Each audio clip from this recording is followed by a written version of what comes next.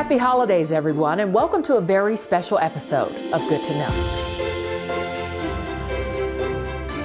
You know, the holidays are a great time to spend with friends and family, and today we're hanging out with one of our favorite storytellers here on Good to Know, Greg McQuaid.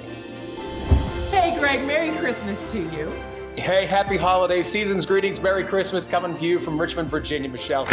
Greg and I are revisiting some of our favorite stories from 2022. As I'm rummaging through the attic, I'm thinking there could be treasure back here, there could be a map, there could be gold coins. And there have been so many inspiring moments. They're allowed to breathe, which I think you really get to know the person that we're featuring because there are many layers. From heroes healing. He just ran towards me and just started licking my face. I cannot scream loud enough how much he's done for our family collectively.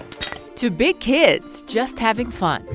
But it's so enjoyable. It's like the best stress relief, you know? Smashing cans, exploding chalk. I think Greg has the real gift this season for uplifting us all. We put a lot of time in. I've never worked harder in my career. It pays off, because I can tell, for sure. I'm your host, Michelle London. It's time to get cozy as we're going to share a lot of warm and fuzzy moments today. This is Good to Know.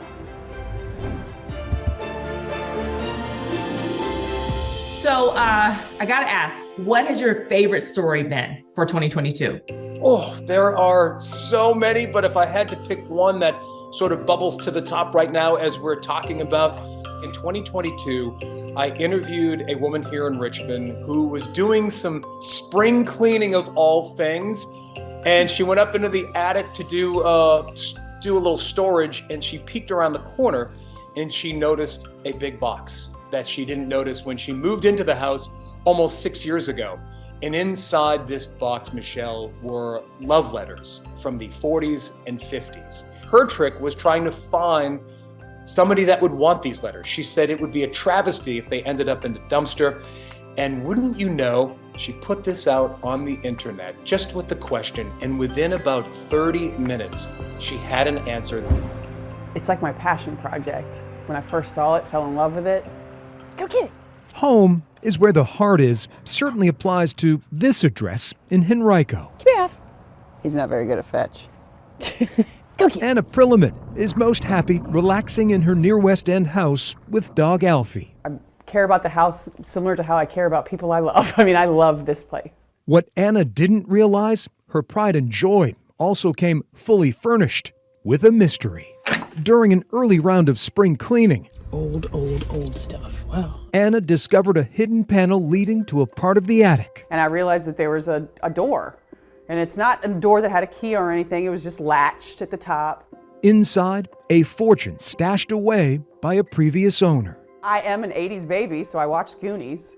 So as I'm rummaging through the attic, I'm thinking there could be treasure back here, there could be a map, there could be gold coins. It wasn't gold coins or a bag of cash, but 2 boxes stuffed with gems from a bygone time. Yeah, this is what it was like in 1955. Handwritten letters. We've got the Naval Academy. Hundreds of them sent to a young woman named Betty Sue in Richmond. She's in College Station. We've got someone from Fort Knox, Kentucky, writing her that's definitely in the military. The correspondence in cursive. Virginia Beach, Virginia. So we're from all over here. Reflect how we all once communicated. There's definitely no SMHs and OMGs and LOLs. It's full sentences, grammatically correct sentences. Isn't that funny how that works? Dozens of the letters were penned by a young man named Vance. And I read one of those letters, and it is absolutely a love story. Judging by the contents, Vance was smitten with Betty Sue, who he met at John Marshall High School. It does pose a lot of questions just out of curiosity about their love story, because it sounds neat. A new romance was blossoming on these old pages. Hi, honey, how's my baby getting along? Betty Sue filed each one away. When we're not together, I know just the right words that I would use in telling you everything. But when we're together, all I can think of is I love you. Vance. I bet you that warmed her heart. 70 years later, Anna feels like she's invading Vance and Betty Sue's privacy. And I think the reason it felt intrusive to me is because letters are between two people and two people only. And I thought, I'm not sure I need to be the third party that puts my eyes on that, because it wasn't meant for me to read. Anna couldn't bring herself to toss the mound of missives. But upon glancing at these once, it was clear that these needed to be in the right hands, and I needed to figure out how I was going to find that. The director of athletics at Trinity Episcopal School turned to a most modern way of corresponding: social media. But people loved the story. I mean, everywhere I go in town, people are stopping me like, hey, you wrote that post about the letters. Have you found the family yet? Anna wondered if the letters from the lovebirds would go unclaimed. I think a lot of people put on their Sherlock Holmes hat and got to work. Days later, that work paid off with a potential lead. With fingers crossed, Anna reached out to a man 3,000 miles away in Portland, Oregon. I had put my cell phone number in there, and it wasn't 30 minutes later, he texted me and he said, I'd love them. We knew I was probably the person she was looking for. Dalton Long could solve the mystery. Vance and Betty Sue went from writing each other to exchanging vows, their marriage lasting 50 years. Dalton Long is their grandson. To me, they're B and Pop, but to the rest of the world, Betty McGee Long and Vance Herschel Long. The 30-year-old videographer grew up in Anna's house, but never knew about the secret stash hidden away upstairs. To add words to that time in their life is just going to be incredible. His beloved B and Pop are gone now. Cherished memories and a few photos were all Dalton had of his beloved grandparents till now. I think it's so beautiful to be able to connect on a human level with people that aren't here with us anymore, you know? I know that if I found letters between my grandparents on either side, my mother's and my father's, I would sit there in a pool of tears reading them and cherish them. And I hope that that's what this family is able to do. Anna Prilliman says tearing a page from Vance and Betty Sue's playbook could teach us all a lesson about the lost art of letter writing. It's incredible just the reach this little story has gotten with people being interested in it.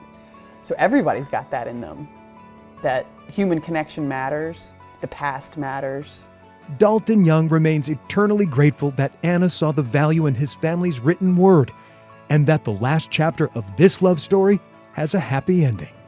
She was able to find something and was able to find the other end of it. And I think not only is it exciting for me, but I also hope it's exciting for her to be able to unite, me with a little piece of my past. Story I will always cherish close to my heart, because both of those grandparents are now gone. And can you imagine when he received those letters from his young grandparents going back and forth, professing their love for each other? Incredible. Incredible. All right, go ahead and throw a log in the fire. We have more heartwarming moments to come. Toy maker. It fits. Oddly enough, it fit. And everybody knew it fit. But I didn't know this would be me.